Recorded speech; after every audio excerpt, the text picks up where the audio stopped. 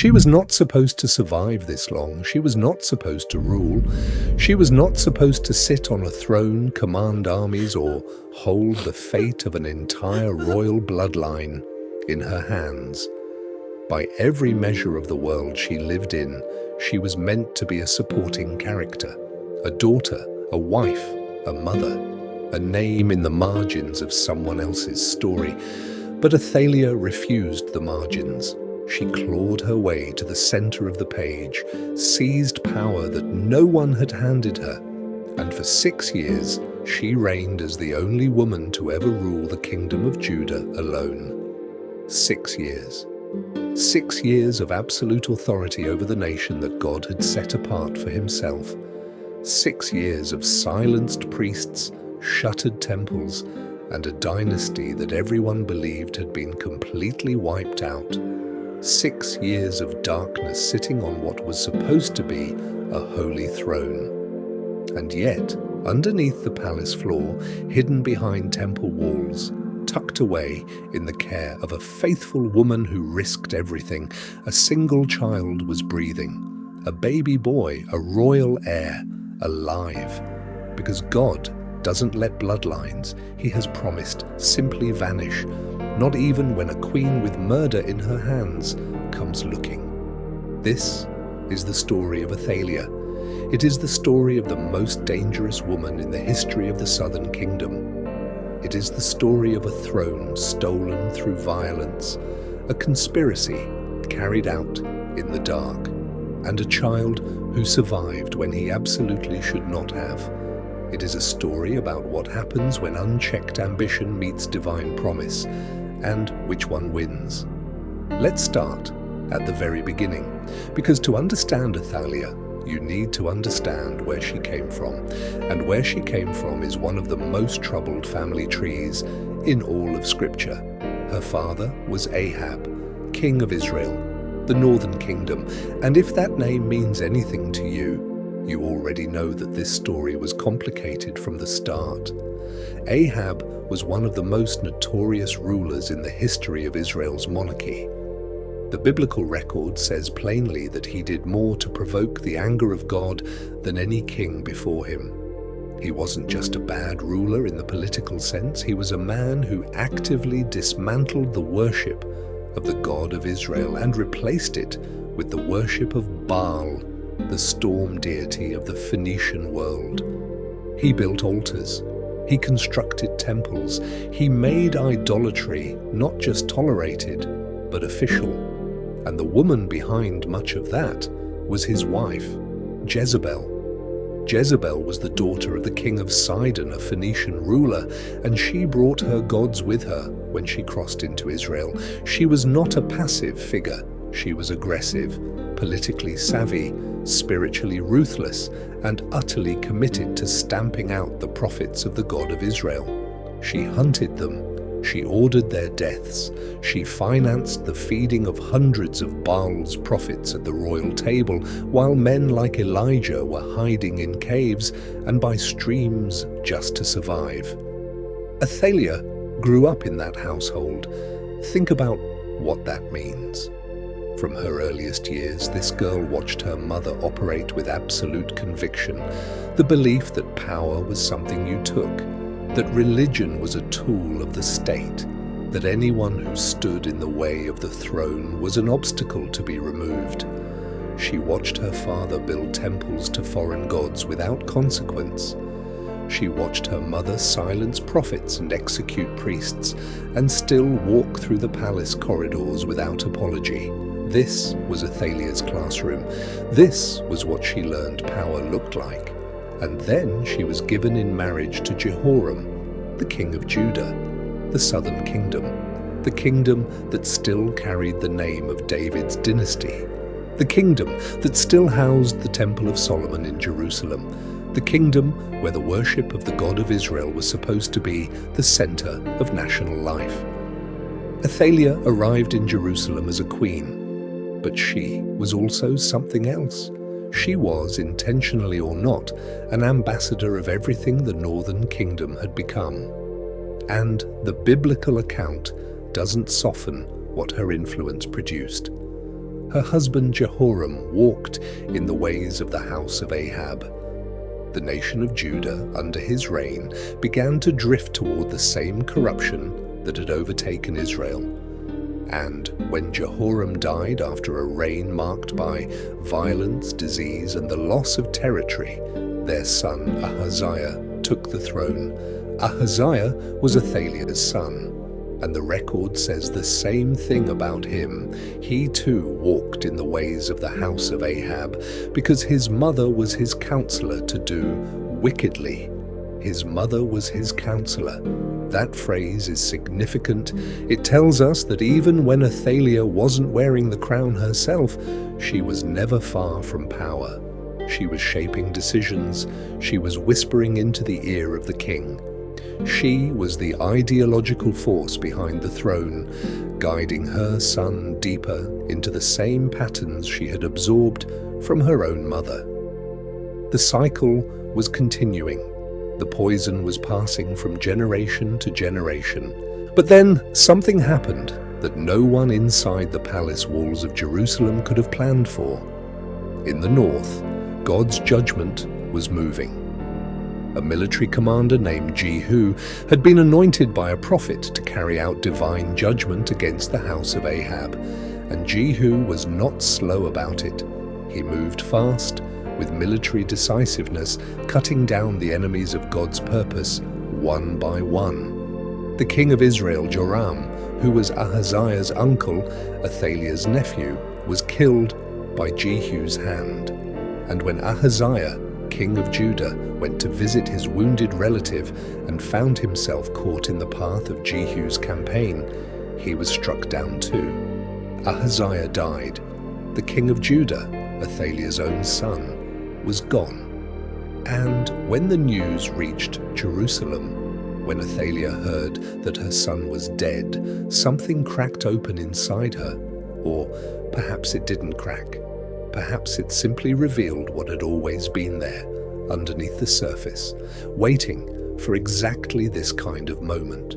Because Athalia did not collapse into grief, she did not retreat into mourning, she did not quietly accept the succession of the next heir. She made a decision so cold, so calculated, so ruthlessly efficient that it still shocks readers thousands of years later. She would kill the royal children, all of them, every remaining member of the house of David, every prince, every heir, every potential claimant to the throne of Judah. If the house of David was going to be emptied, she would be the one to empty it. And then she would step into the vacancy herself. She would be queen, not queen mother, not advisor, not the woman behind the curtain, the ruler, the authority, the power. And so the killing began. We are not given the details of exactly how it unfolded. The biblical account moves with the kind of brevity that ancient historical writing often uses when recording atrocities, not because the events are minimized, but because the horror is allowed to register in its own silence. What we know is this: Athalia rose up and she destroyed the royal seed. She tried to annihilate the entire lineage of David in a single move. Now stop for a moment and sit with what that means theologically, because this wasn't just a political coup. This was an assault on a covenant. God had made a promise to David, a specific, binding, eternal promise that his dynasty would endure, that a descendant of his would always sit on the throne, that the lineage of David would never be entirely cut off. That promise runs like a thread through the entire Old Testament and finds its ultimate fulfillment in something far greater than any earthly king. Athalia, knowingly or not, was trying to sever that thread. She was not just seizing a throne. She was, in the most literal sense, attempting to cancel the plan of God, and she very nearly succeeded. But in the chaos of the massacre, in the middle of the bloodshed, and the screaming and the royal household falling apart at the seams, one woman moved. Her name was Jehosheba. Jehosheba was the daughter of the previous king, Jehoram, which made her a sister of the slain Ahaziah. She was also, according to the record, the wife of Jehoiada, the priest. That detail matters enormously, as we'll see. But in the immediate moment, what mattered was that Jehosheba was present. She was paying attention, and she was willing to act when everyone else around her was either fleeing or dying. She found the infant son of Ahaziah, a baby boy named Joash, sometimes called Jehoash. She took him and his nurse, and she hid them, not in the palace, which was now under Athaliah's control, not in the city, where loyal servants of the queen might report them. She hid them in the house of God, in the temple of the Lord in Jerusalem, in the one place where Athaliah's reach, for all its ambition, apparently did not extend. For 6 years, the child was hidden in the temple, 6 years of silence, 6 years of secret, while Athalia sat on the throne of Judah and ruled the kingdom that bore David's name. The true heir to that throne was growing up in secret, nursed and raised and protected within the walls of the house of the God that Athalia had pushed aside. There is something almost unbearably poetic about that. The very institution that Athalia despised and neglected, the temple, the priesthood, the worship of the God of Israel, became the hiding place that preserved everything she was trying to destroy. Now let's talk about those 6 years of Athaliah's reign, because it would be historically dishonest to skip over them. She ruled. She actually ruled. The kingdom functioned under her authority. Decrees went out in her name. Officials answered to her. The military served her command. For 6 years, the only woman to ever solely occupy the throne of Judah exercised genuine power over the nation. She was not a figurehead. She was not a placeholder. She was the ruler of Judah.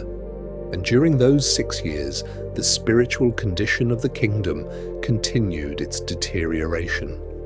The worship of Baal, already seeded during the reigns of Jehoram and Ahaziah, was given full room to grow.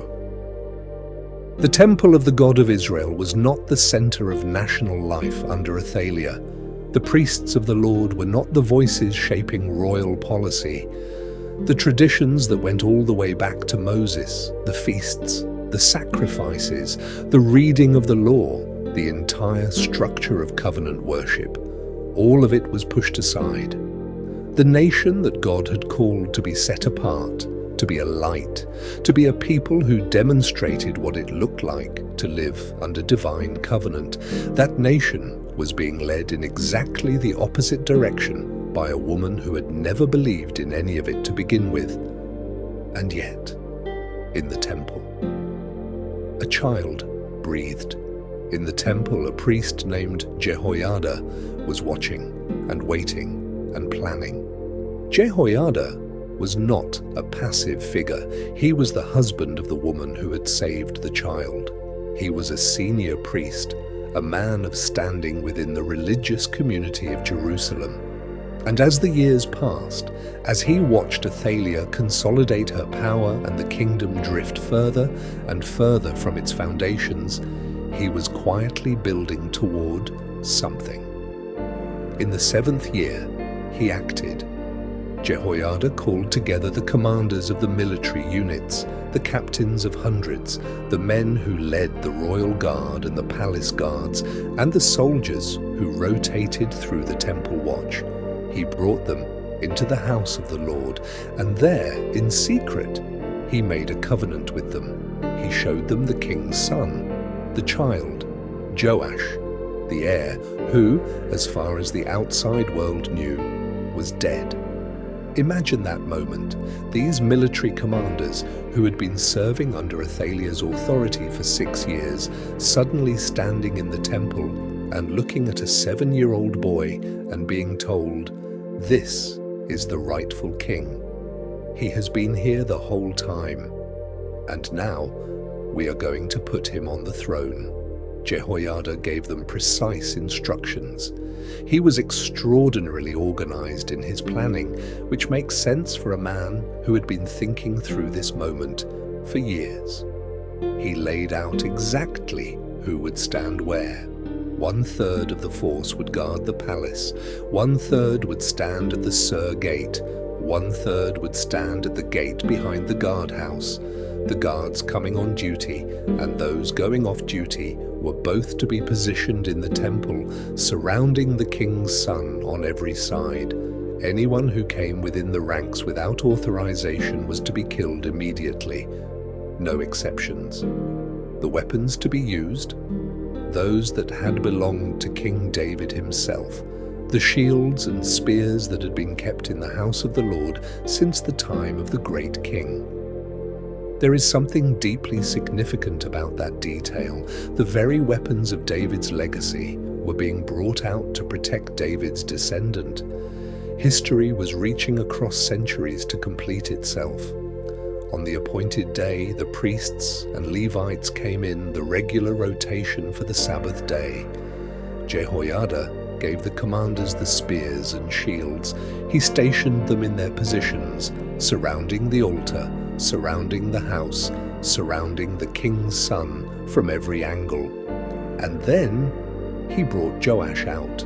He placed the crown on his head. He put the royal testimony in his hands, likely the copy of the law that a king was required to keep and read according to the statutes going back to Moses. And then he anointed him. They proclaimed him king. They clapped their hands. They shouted. They said, "Long live the king."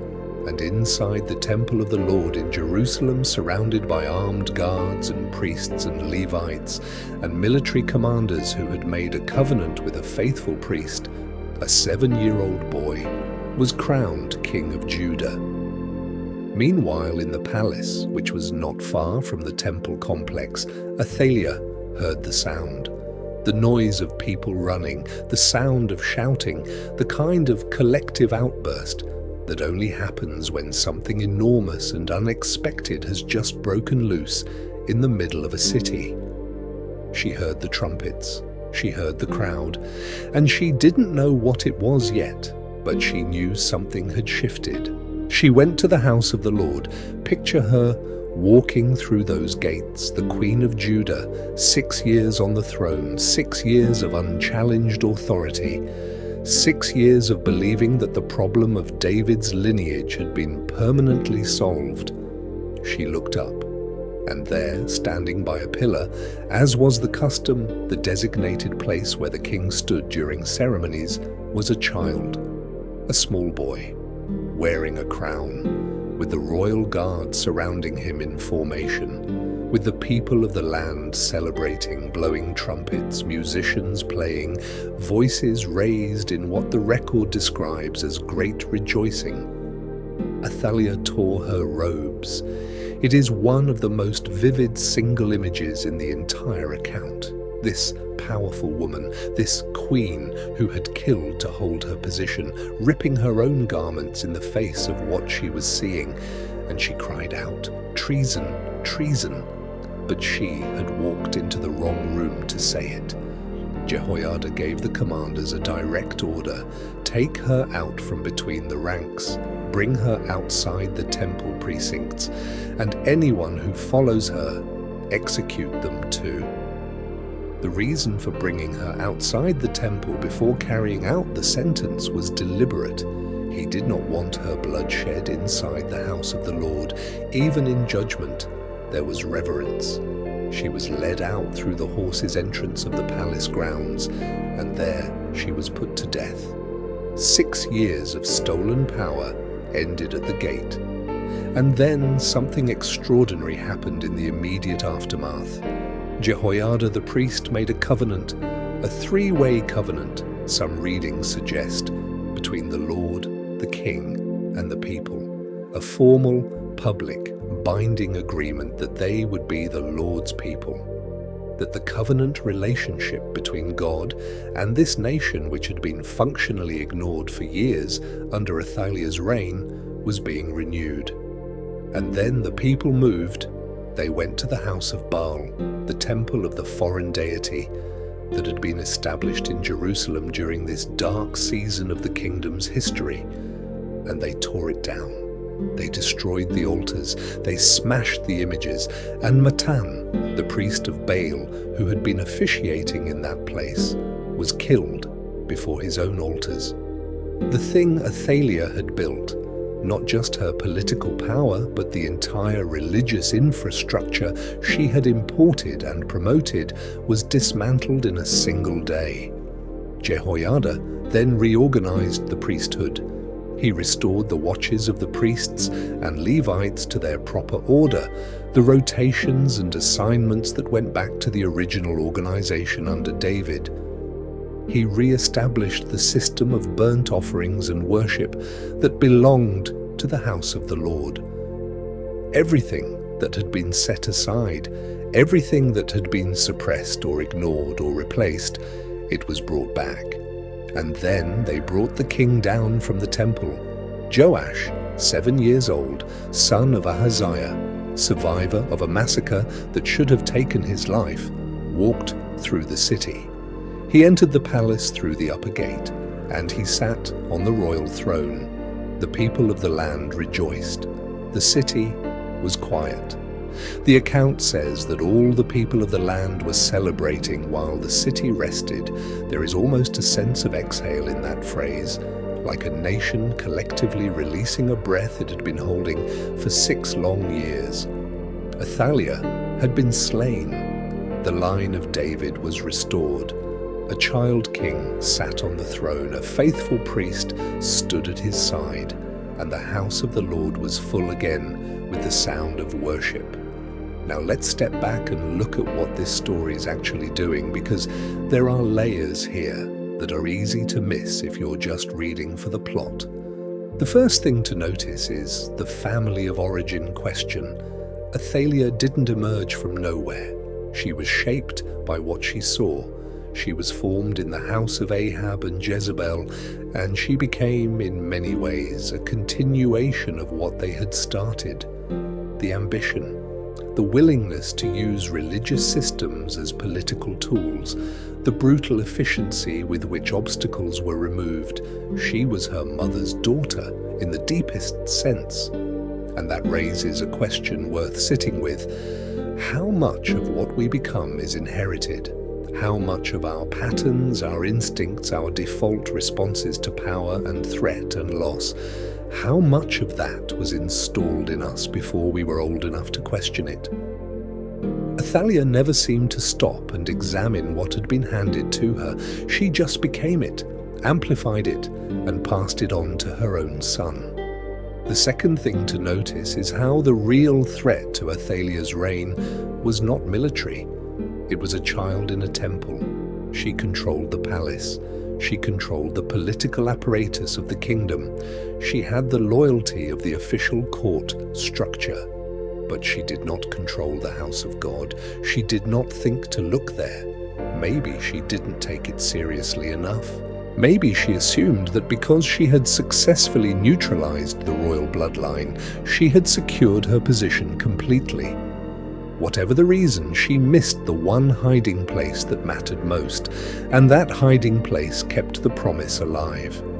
The temple of the Lord became the womb of the restoration. The very thing she had spent her reign minimizing, the covenant worship of the God of Israel, the priesthood, the house built by Solomon, became the nursery for the king who would end her.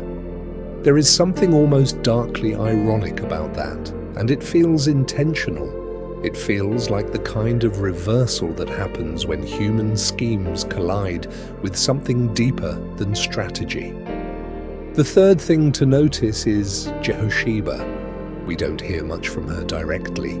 She doesn't have pages of dialogue, she doesn't deliver speeches. But what she does, that single act of snatching an infant from certain death and hiding him in the temple, is arguably the hinge of the entire narrative. Without her, Joash dies. Without Joash surviving, the Davidic line is severed. Without the Davidic line, the promise God made to David is interrupted. Without the promise to David continuing forward, the entire trajectory of redemptive history is altered. One woman, one decision. In the chaos of a massacre, in the terror of the moment, she moved. She grabbed a baby and she ran to the one safe place she could think of. That act of ordinary courage in an extraordinary moment changed everything. The fourth thing to notice is Jehoiada. He waited 7 years, 7 years of watching a usurper sit on the throne of David, 7 years of raising a child in secret while the nation drifted further from its foundations. 7 years of watching Baal worship expand while the temple was marginalized. He did not act too early. He did not move out of frustration or impatience. He waited until the moment was right, until the child was old enough to be presented, until the plan was sufficiently organized, until the covenant could be sealed properly. And when he moved with extraordinary precision. The coordination involved in what he pulled off was remarkable, bringing together military leaders, organizing the guard rotations, positioning forces at every gate, all in secret, inside a city where the sitting queen had eyes and ears. And it all held together. Nobody talked, nobody tipped her off. The conspiracy of the righteous kept its secret until the moment the crown went on the child's head.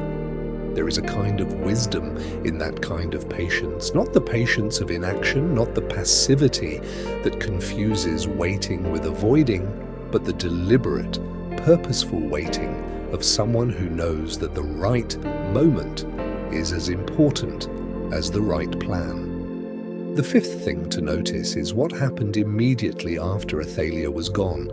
They didn't just celebrate, they rebuilt.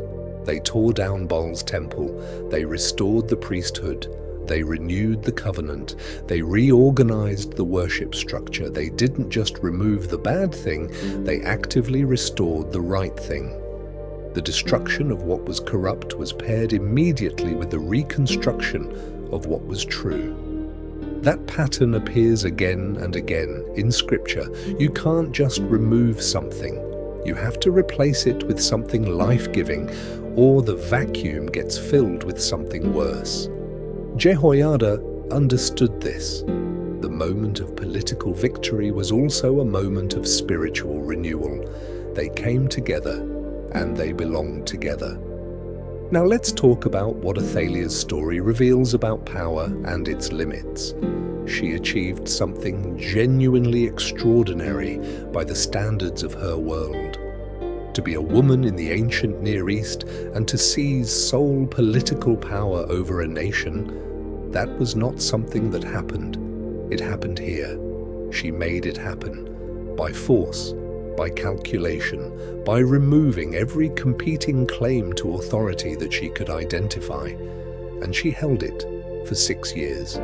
But she couldn't hold it for the 7th year, because there was a claim she couldn't see, a rival she didn't know existed, a covenant made generations before she was born that operated on terms she had never agreed to and couldn't override.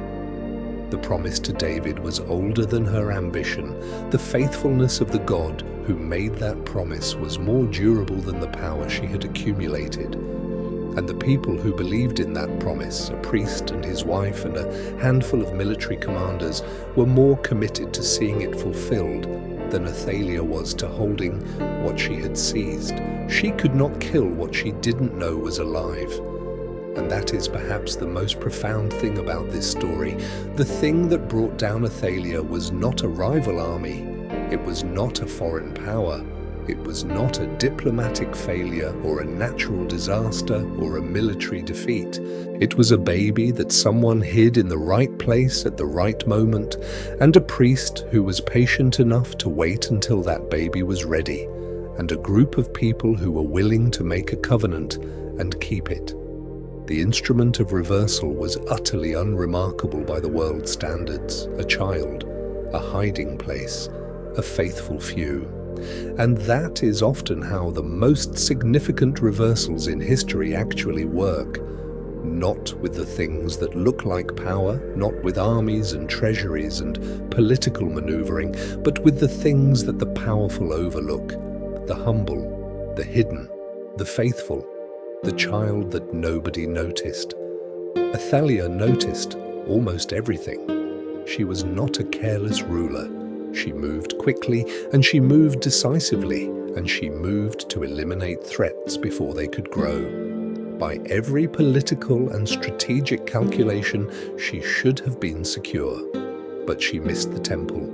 She overlooked the very place where her undoing was quietly growing up.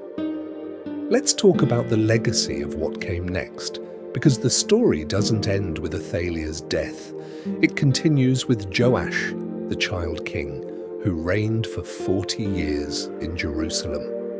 And his early years were remarkable. Under the guidance of Jehoiada, the priest, Joash did what was right in the sight of the Lord. The temple, which had been neglected and plundered during the reigns of his father and grandmother, was repaired and restored under his direction. He instituted a system for collecting funds to support the temple restoration, a kind of official giving structure that the priests were responsible for managing. He was serious about it. When it became clear that the priests weren't actually carrying out the repairs, he called Jehoiada directly and addressed it. The collection system was reformed and the work was done. For as long as Jehoiada lived, Joash followed the right path. But Jehoiada lived to be 130 years old, and when he died, things began to unravel. After his death, the officials of Judah came to Joash and flattered him and turned his heart away from the house of the Lord, and the king listened. He allowed the return of the worship practices that Jehoiada had worked his whole life to dismantle. The nation went back to serving the idols and the foreign altars. Jehoiada's own son, a man named Zechariah, came forward with a prophetic message condemning the departure from the Lord's commands. And Joash, the king, who had been saved as an infant by Jehoiada's wife, the king who owed his very life to the faithfulness of Jehoiada's household, ordered Zechariah stoned to death in the temple courtyard. As Zechariah died, he said, "May the Lord see and avenge." It is one of the darker moments in a story full of dark moments. The child who survived the massacre of the royal seed grew into a king who ordered the death of the son of the man who saved him. The cycle of corruption that Athalia represented didn't simply end with her execution. It lay dormant in the soil of the kingdom and found its way back when the faithful voice that had been holding it at bay was no longer there. The judgment came swiftly. That same year, an Aramean army invaded Judah with a relatively small force and defeated a much larger Judahite army because, as the record explains, the people had abandoned the Lord. And when Joash was wounded in the battle and lay recovering, his own servants conspired against him and killed him in his bed, in part, the account suggests, as retribution for the blood of the sons of Jehoiada. He was not buried in the tombs of the kings. It is a sobering postscript to a story of remarkable rescue. The child who survived impossible odds, the king who was given a second chance that no one else could have orchestrated, the ruler who saw the temple restored and the covenant renewed, he did not finish well. And the reason, when you trace it back, has everything to do with the moment the faithful voice in his life went silent and he stopped listening for any other. What does this whole story mean for us now? The story of Athaliah is not just a political drama from the ancient world. It is a story about patterns, about inheritance, about what happens when ambition is untethered from accountability, about what happens when one person decides that their survival is more important than the lives of everyone around them. Athaliah killed to hold power, and in the end, Her grip on power was broken by the very thing she thought she had destroyed. It is also a story about what faithful people do in dark seasons. Jehosheba didn't have a plan when she grabbed that baby. She had a decision. In the middle of chaos, she decided that this child's life was worth risking her own. And Jehoiada didn't have certainty when he began quietly preparing for the day he would crown the hidden king. He had a conviction, a belief that the promise was real, that the God who made it was faithful, and that if he prepared carefully and waited wisely and moved at the right moment, the reversal would come. That kind of faithfulness, quiet, persistent, operating without recognition, sustained through years of what looks like nothing happening, is the kind that tends to produce the most consequential results. The most dangerous thing in the world to any system built on deception and violence and the suppression of truth is not a rival army. It is not a political movement. It is a faithful remnant. People who hold on to what is true, even when holding on to it is costly. People who hide what should be protected even when concealing it is dangerous. People who wait and prepare and covenant together and move when the moment comes. Athalia never accounted for those people. She couldn't see them because she wasn't looking for them. She was looking at the palace and the military and the court. She wasn't looking in the temple. She wasn't looking at a priest and his wife and a baby wrapped in silence. But that is exactly where the reversal was being prepared. And then there is the question of the child himself, Joash, who grew up not knowing for his earliest years the full weight of what he was or what had been done to preserve him. He was a child in the care of faithful people, in the house of God, surrounded by those who believed that his life mattered for reasons bigger than any of them fully understood. He didn't have to be impressive. He didn't have to be strategic. He just had to survive. And the people around him made that possible. Sometimes the most important thing you are called to do is simply to keep breathing, to keep existing, to be present for the moment when the season shifts and the thing that was hidden is finally brought into the light. Joash was crowned at 7 years old. He didn't choose that. He didn't plan it. He didn't orchestrate the conspiracy that put him on the throne. He was placed into it by faithful people who believed that he was exactly who the moment needed. And when he sat on the throne, the city rejoiced. The people celebrated. The usurper was gone. The rightful heir was enthroned. The temple was restored. The covenant was renewed.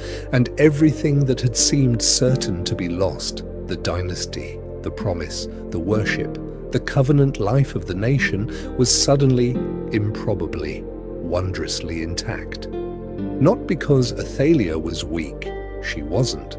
Not because her plan was poorly conceived, it was ruthlessly efficient. Not because anyone outsmarted her in the usual sense of the word, but because there is a kind of faithfulness that operates underneath the surface of every political calculation, underneath every scheme of the powerful, underneath every moment that looks like the end of the story. And when that faithfulness moves at the right time, in the right way, with the right people, it turns out that 6 years of stolen power is no match for a promise made generations ago by a God who does not forget and does not fail. Athalia thought she had won. She hadn't even seen what she was up against. The story of Athalia asks every one of us a question that is uncomfortable in its directness. What are you building? And on what foundation? Are you building something that requires the elimination of everyone who might challenge it? Are you accumulating something that only survives as long as no one looks in the right place? Or are you tending something small and hidden and faithful, something that might not look like much right now, but that is growing quietly in the house of the Lord, waiting for the moment the season shifts? The usurpers get the headlines they always do. The palaces, the decrees, the dramatic seizures of power, the years of unchallenged rule, those make for compelling reading. But the people who do the work of faithful concealment, faithful preparation, faithful covenant keeping in the dark seasons, they are the ones who change the outcome. Jehosheba grabbed a baby. Jehoiada waited 7 years and kept the secret. And a king sat on the throne of David once more. The God who was present in that story, unseen in the political maneuvering, unmentioned in the royal decrees, silent while a usurper sat on his covenant nation's throne, was never absent.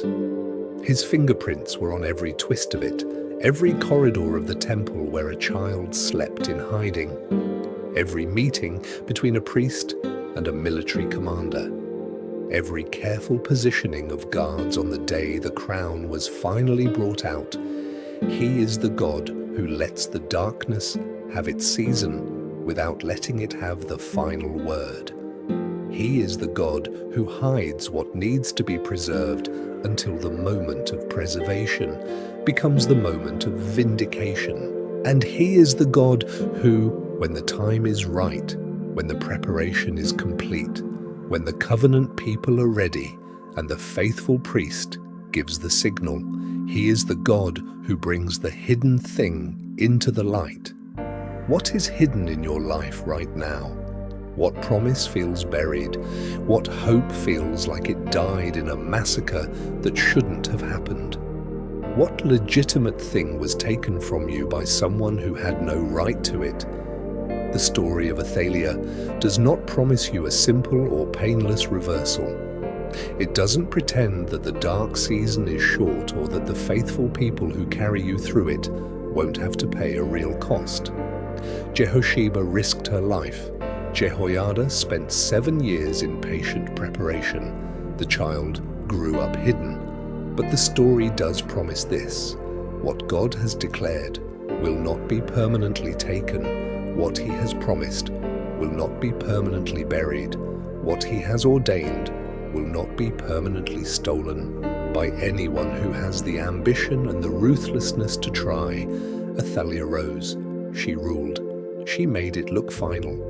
And then a 7-year-old boy walked out of the temple wearing David's crown, and the city rejoiced.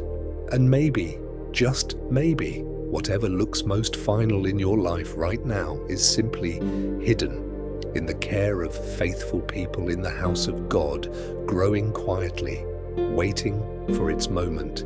Because the God who brought a hidden child out of the temple and placed him on the throne of a nation, He is still the same God today, and your story isn't over yet.